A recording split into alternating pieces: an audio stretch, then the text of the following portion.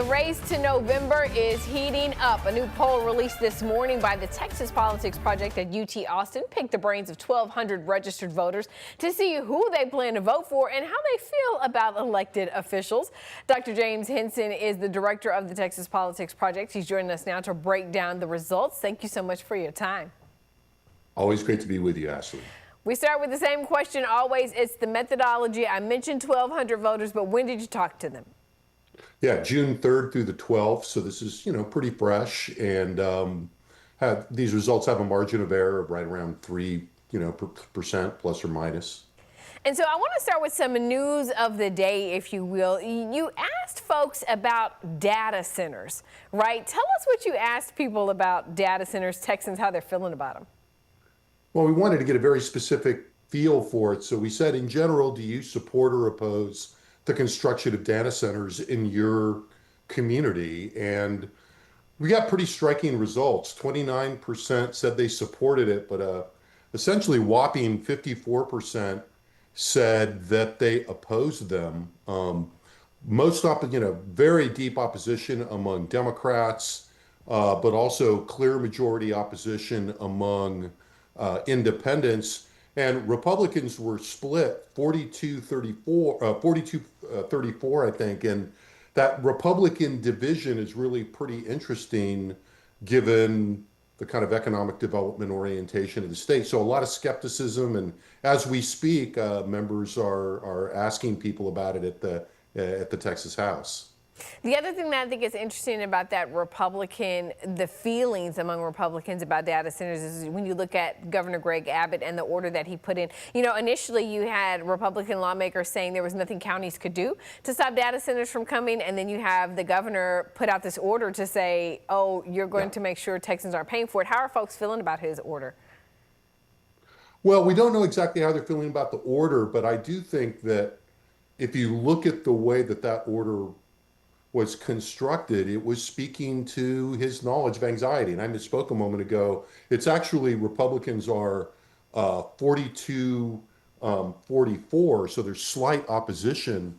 And I think that I'm sure that the political organizations in the state that are running campaigns are getting those numbers. And the governor really emphasized in his orders to the PUC and to ERCOT a concern with protecting consumers. Consumers are very worried about the everyday prices, costs of living. And so this is, landing squarely into the arena of the election that we've talked about so much. Let's look to November. Obviously, the matchups are what people are so interested in. Let's run through some of those races, starting with the one at the top of the ballot. That's going to be the race for the U.S. Senate. Attorney General Ken Paxton versus State Representative James Tallarico. What are people telling you? Well, they're telling us that they favor Ken Paxton, but only by 1 point, which is essentially statistically indistinguishable. So if you're looking at a 43-42 race with a margin of error around 3 in those estimates, that means this race is just very neck and neck right now, with small shares for the Libertarian and for an unidentified someone else with about 10% to go. I think the two big takeaways from that really quickly are, one, Attorney General Paxton has solidified Republican support reasonably well. About 84% of Republicans support him, and about 88% of Democrats support Tallarico. So the partisans are locked up, but independents favor James Tallarico at this point by a pretty good margin, with a little more than a third of independents still undecided. So that race is very close as of now, and we're going to see a lot of action in that race as the summer turns into the fall. Yeah, I imagine it'll stay that way. Now, the race that wasn't as close, though, are the down ballot races. Talk to us about the governor's matchup. Yeah, I think the governor's race is very interesting in that Greg Abbott leads Gina Hinojosa in this poll 47-40 with single digits for some other candidates. Both Governor Abbott and State Representative Hinojosa have pretty much locked up partisans, even more so than in the Senate race. Independents are leaning more Democratic in that race, but again, with a lot of undecided independents.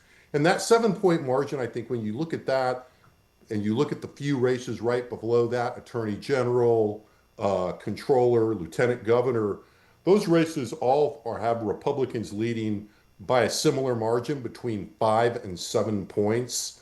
So that gives us a sense of where the state is and the balance of power between the parties in a year in which we expect Democrats to have some electoral momentum.